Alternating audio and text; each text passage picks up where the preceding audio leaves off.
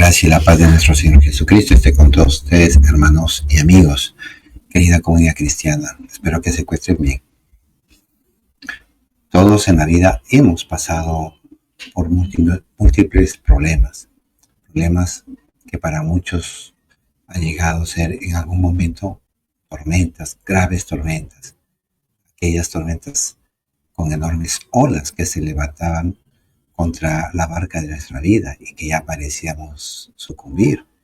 De repente, muchos hemos quedado heridos de esas tremendas tormentas, pérdida de algún familiar, una separación sentimental, la pérdida de un trabajo que nos causó graves estragos en lo económico, en la vida familiar. De repente, por eso se dejó de enviar a los hijos a estudiar, pérdida de casas, también quiebra de negocios. Incluso hay muchos que no llegan a soportar esas tormentas y se suicidan. Eso es muy triste y muy lamentable.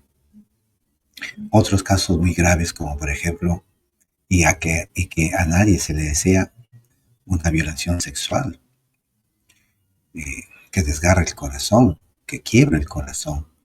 También ahí tenemos esos miedos, esos grandes temores a un papá que es violento, o la mujer que tiene un esposo violento, agresivo, maltratador, que con solo saber que ya es la hora de que retorne, ahí los niños, la esposa empiezan a temblar.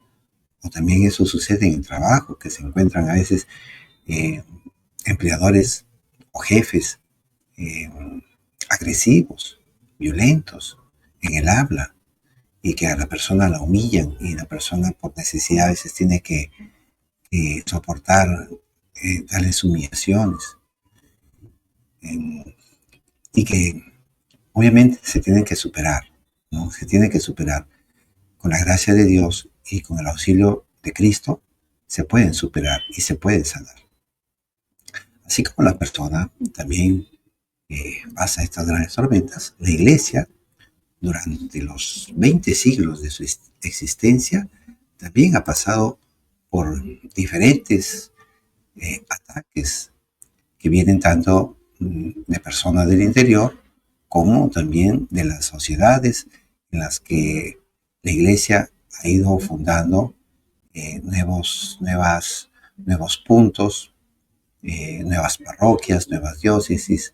También se ha sufrido. Aquí, por ejemplo, tenemos una foto de ataques, y estos ataques que destruyen nuestros templos y quieren acabar, y acaban incluso con la vida de personas en África, en Asia, en Oriente, sobre todo en los países musulmanes, también en la India, donde la iglesia ha sido atacada, así con violencia, destrucción de templos, quema de templos. Igual está sucediendo también, claro, no en la misma magnitud como sucede en estos sitios que hemos indicado, pero también en América Latina también se está sufriendo a causa de los ataques de la ideología de género. Pero la iglesia ha podido supervivir a todos estos ataques. Primero, del pueblo judío, con las persecuciones que se iniciaron apenas ahí en los capítulos 4 en adelante, a San Pedro, a San Juan, que los encarcelaron, y luego los golpearon para que no siguieran enseñando el Evangelio de nuestro Señor Jesucristo. Posteriormente, asesinan a San Esteban, un diácono. Luego, eso, capítulo 7 y 8 de Hechos, luego en el 12, asesinan también a Santiago, el hermano del apóstol Juan. Pedro también lo vuelven a encarcelar. Y así, posteriormente, el Imperio Romano empieza a perseguir a la iglesia con martirios.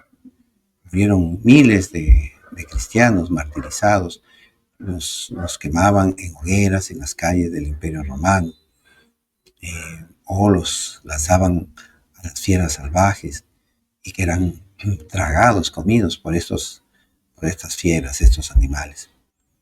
Hasta que, bueno, pasamos siglo VII, siglo VIII, y empieza esta persecución también, estos ataques de la religión musulmana, de los pueblos musulmanos, hasta aquel combate allá en el Mediterráneo, no recuerdo el nombre del combate ahora, Lepanto, en el que victoriosamente las huestes cristianas vencen al imperio turco maometano. Y ahí en la Edad Media, antes, ahí en la Edad Media, de la Edad Media, 1054, se da esta gran ruptura de las iglesias cristianas de Oriente, que pretendían que la capital, la sede principal del cristianismo ya no fuera Roma, sino Constantinopla. Empezamos la Edad Moderna y ahí empieza esta gran ruptura que hasta ahora duele en el corazón, que es el protestantismo, nuestros hermanos cristianos que se han separado. Y hasta ahora siguen los ataques. Pasamos por los filósofos de la enciclopedia, de la ilustración, los filósofos modernos, Nietzsche, Sartre, el comunismo, el materialismo dialéctico de Marx, y siguen estas persecuciones. Y ahora se presentan de otra forma, con disfraz de progreso, el falso progresismo. Y, como no, el modernismo también, de principios del siglo XX, ¿no?, que surge también que tiene sus orígenes en el protestantismo, de quitarle toda la divinidad a Cristo nuestro Señor, a sus milagros, todo pasarlo por el filtro del racionalismo. Sí, la Iglesia ha sido atacada por múltiples tormentas, pero aquí está la barca de Pedro, no se ha unido. Y eso es lo que les quiero compartir ahora con el Evangelio según San Mateo, que se los anuncio. Gloria a ti, Señor Jesús. Y está tomado del capítulo 8, versículos 23 al 27. Jesús subió a la barca y sus discípulos lo siguieron. De pronto se desató en el mar una tormenta tan grande que las olas cubrían la barca. Mientras tanto Jesús dormía. Acercándose a él, sus discípulos lo despertaron diciéndole: «Sálvanos, Señor, nos hundimos». Él les respondió: «¿Por qué tienen miedo, hombres de poca fe?». Y levantándose, increpó al viento y al mar, y sobrevino una gran calma. Los hombres se decían entonces, llenos de admiración: «¿Quién es este que hasta el viento y el mar le obedecen?». Palabra del Señor. Gloria a ti, Señor Jesús. ¿Quién pues no se va a quedar admirado de que alguien, un hombre, vemos ahí a un hombre, le diga al mar, a la tormenta, a los vientos, que se calmen, que se silencien? Y eso pasó. Pues este no es un mero hombre, es verdadero hombre y a la vez es verdadero Dios. Sálvanos, Señor, nos hundimos. Estaban aterrorizados, se les iba la vida entre las aguas. Nosotros también hemos pasado esas tormentas, como les decía en un principio, pero nosotros tenemos que recordar que muchas de ellas las hemos superado, hemos escapado de ellas. Obviamente que han quedado heridas, han quedado cicatrices. Algunos que no han sanado su corazón, su espíritu, siguen lamentablemente ahí arrojando esa tristeza, esa amargura, siguen sangrando, no lo digo metafóricamente hablando, en el corazón, porque no han sanado. Pero nuestro Señor Jesucristo, Dios Todopoderoso, que ha venido y ha sanado a muchas personas, también ha venido a sanar nuestros corazones. Ahí en Juan capítulo 16, versículo 33, Miren cómo nos consuela y cómo nos sana. Les he hablado de estas cosas para que tengan paz, en mí, paz, la paz del corazón, esa paz que anula, que elimina, que destruye todas esas angustias, todas esas tristezas, esos miedos, ese corazón amargado, resentido, rencoroso, vengativo. Paz es lo que el Señor hace en nosotros y así destruye esas tormentas, las apacigua, las aplaca, porque a veces estamos temerosos, sí, de quedarnos sin un trabajo, de quedarnos sin un hogar, sin amigos, etcétera. Pero unidos al Señor podemos lograr eso y muchas cosas más. Prosigo. Ustedes encontrarán la persecución en el mundo, pero ánimo, yo he vencido al mundo. Juan capítulo 16, versículo 33. Persecución. Sí, y eso es lo que ha pasado a la iglesia y le sigue pasando a la iglesia. La siguen persiguiendo. Lamentablemente, nuestros hermanos católicos que se separaron de la iglesia y se fueron a conformar, a ser parte de otras comunidades que también son cristianas, surgidas obviamente del catolicismo, empiezan a atacarnos. Entre ellos tienen graves diferencias doctrinales, ¿no? Herejías, pero es cosa curiosa que entre ellas no se corrigen y no se atacan, pero sí a la Iglesia Católica. Obviamente la Iglesia Católica, la Iglesia de Cristo nuestro Señor, va a supervivir, va a sobrevivir por todas las edades, porque esa es la promesa de Cristo nuestro Señor y porque Él la ha considerado necesaria para ser columna y fundamento de la verdad, base y baluarte de la verdad. En ella Cristo ha depositado la verdad. Todo lo que Cristo ha enseñado a los apóstoles está en su iglesia. Todo. Y Cristo mandó a esa iglesia a predicar a todo el mundo, ir a todas las naciones, a evangelizar, a llevar el verdadero evangelio por todos los siglos, no solamente el siglo primero, y luego se corrompería, no, ni tampoco hasta principios del siglo cuarto y luego se corrompería, no. Miren lo que nos dice el libro de Hechos de los Apóstoles, capítulo 1, versículo 8.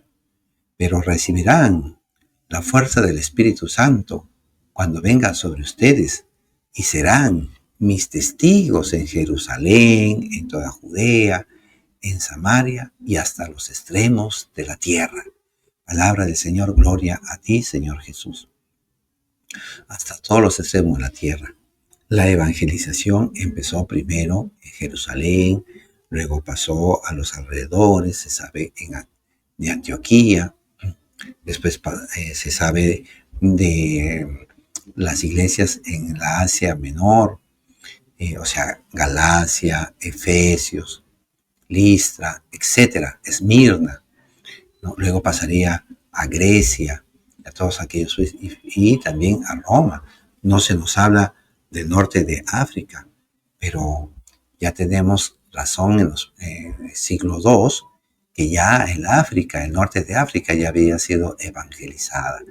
Entonces, pasa el siglo II, la iglesia sigue creciendo, la evangelización se va llevando hasta los extremos de la tierra.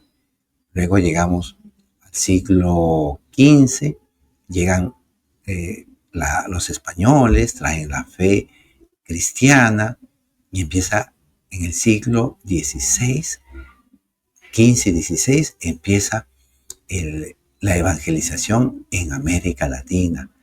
Y luego, ahí también, en el norte, tanto por Canadá como por Estados Unidos, llegan misioneros de Francia, de Inglaterra, de España, etc. Sí, la iglesia es necesaria porque ella es columna y fundamento de la verdad para que todos los hombres se salven a través de ella, porque ella es la transmisora de la fe que Cristo dejó en los apóstoles. Entonces, pero también existe una necesidad de evangelizar al católico de hoy. Hay muchos, cuando uno conversa con diferentes hermanos católicos, no conocen, no llegan a conocer, no dan razón adecuada de la fe de la iglesia, de lo que cree la iglesia, de lo que está enseñado en la revelación divina y que ha sido explicada de forma sistemática en el catecismo.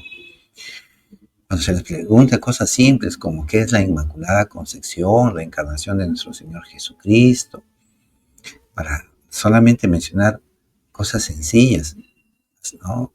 No dan razón, no dan cuenta sobre el matrimonio.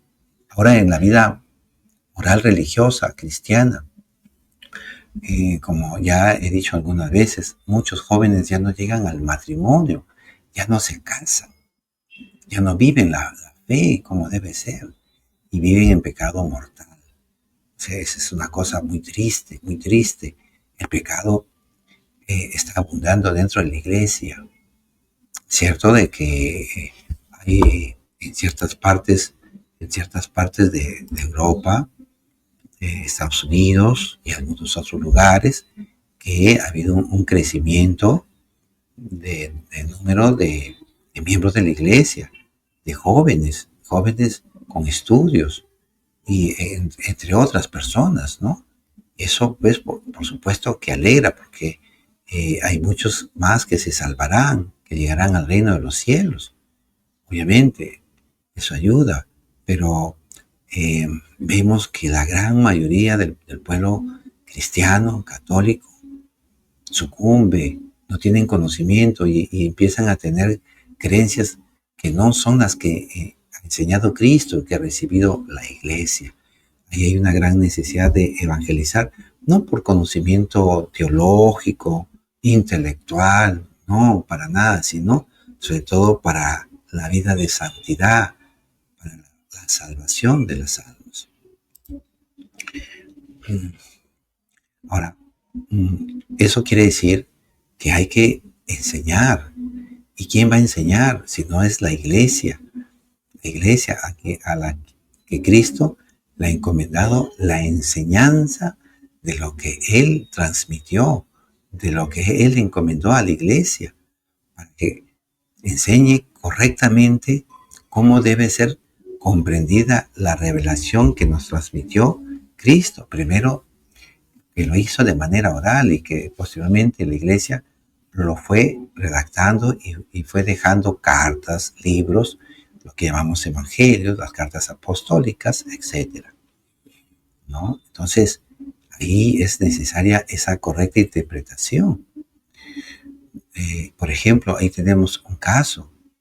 Nosotros tenemos una sola fe.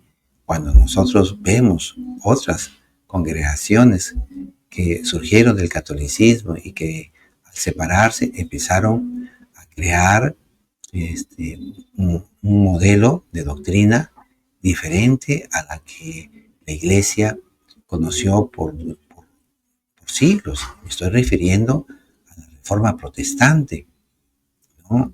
Y que a partir de Martín Lutero, Zwinglio, Calvino y otros más, empieza a surgir toda una diversidad de doctrinas contradictorias entre sí dentro del protestantismo. Toda vez que en Efesios capítulo 4, versículo 3 en adelante se nos habla de una sola fe, un solo Señor, un solo Espíritu, un solo cuerpo, un solo bautismo. Pero eso nosotros no lo vemos en nuestros hermanos que se han separado de la Iglesia Católica. Unos bautizan niños y creyendo como lo enseña el Nuevo Testamento, que es necesario para la salvación, para entrar al reino de los cielos, y que regenera el alma en la persona. En cambio, otros no creen ni que sea necesario para los niños, ni que es necesario para la salvación. Creen que solamente es un símbolo, de haber aceptado a Cristo en la vida. Y así encontramos muchas otras diferencias.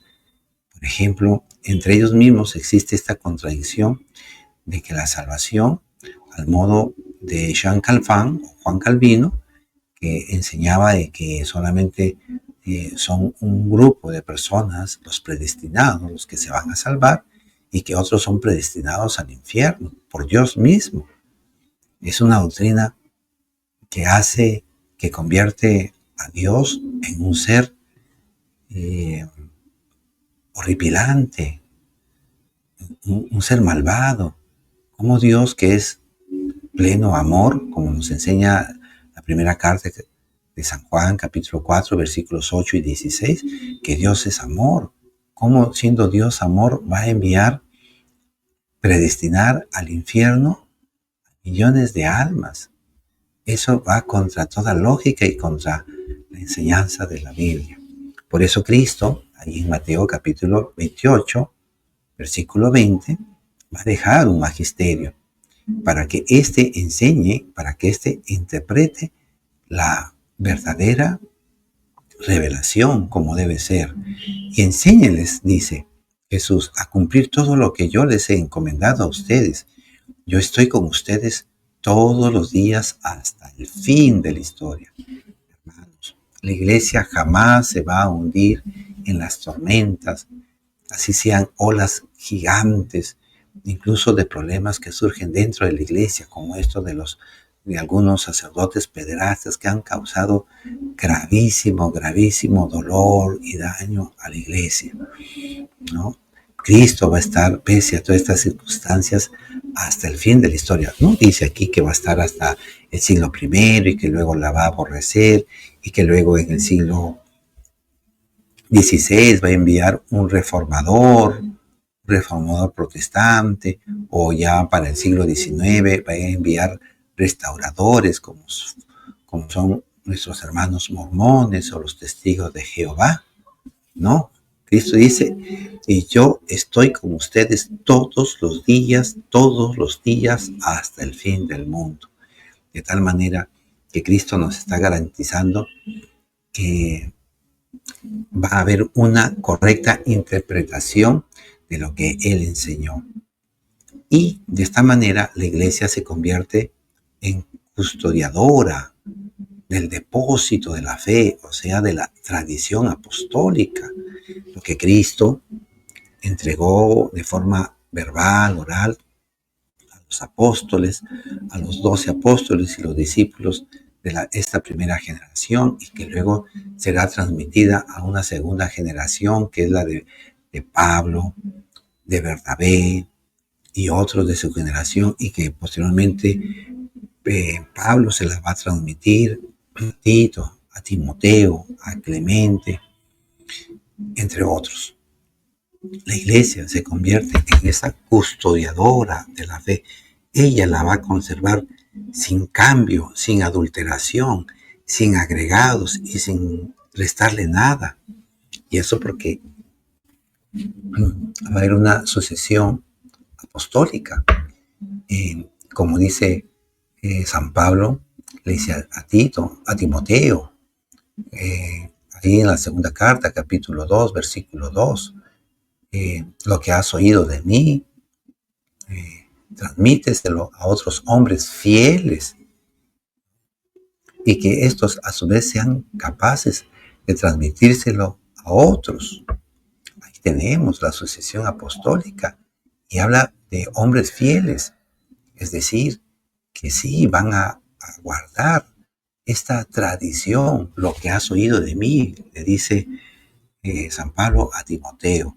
Pero vean que no es solamente cuestión de hombres, sino que aquí está también el poder de Dios, la mano de Cristo, la fuerza del Espíritu Santo, para custodiar que la iglesia conserve este depósito de la fe, esta tradición apostólica. Y eso lo encontramos ahí en el capítulo, en la segunda carta a Timoteo, en el capítulo 1, desde el versículo 12 en adelante. Escuchen lo que dice. Sé en quién he puesto mi confianza. Se está refiriendo a Cristo, a Dios, y estoy convencido de que tiene poder para guardarme hasta aquel día. Escuchen lo que dice, para guardarme hasta aquel día lo que deposité en sus manos. Pablo deposita en manos de Cristo, de Dios, del Padre y también del Espíritu Santo, obviamente, el depósito de la fe, pero no solamente al Padre, a Dios, sino, escuchen lo que dice, también se lo va a entregar a la iglesia. Versículo 13, le dice Pablo a Timoteo, toma como norma la sana doctrina que has oído de mí, sobre la fe y el amor según Cristo Jesús. Tradición apostólica, ¿no? Conserva, versículo 14, conserva. La iglesia va a ser la custodiadora, va a conservar, nos dice, el precioso depósito con la ayuda del Espíritu Santo que habita en nosotros. Ahí está el Espíritu Santo. Es el que va a ayudar a la iglesia para que ésta la custodie, sin agregados, sin adulteración, sin restarle nada. Y a través de esta sucesión apostólica de hombres fieles, la iglesia no va a sucumbir, la iglesia va a supervivir y lo va a hacer de manera extraordinaria. Y tú también, hermano, con Cristo, con el Espíritu Santo, con el auxilio del Padre, con la ayuda de los sacramentos, con la ayuda de la oración, perseverando hasta el final, como dice Jesús ahí en Mateo 24, versículo 13, el que persevere hasta el final, ese se salvará. Y tenemos estos auxilios. Está la iglesia, que es la portadora, el fundamento, el baluarte, columna y base de la verdad. El Espíritu Santo que va a ayudar a la iglesia. Y Dios en quien Pablo ha depositado esta fe. Nosotros como humanos y también como iglesia, no se hundirá la barca de nuestra vida, ni la barca que es la iglesia. Porque Cristo, aunque duerma, aunque parezca que duerma, está cuidando y te cuida a ti, hermano querido. El Señor Dios Todopoderoso haga resplandecer su rostro sobre ti. Amén.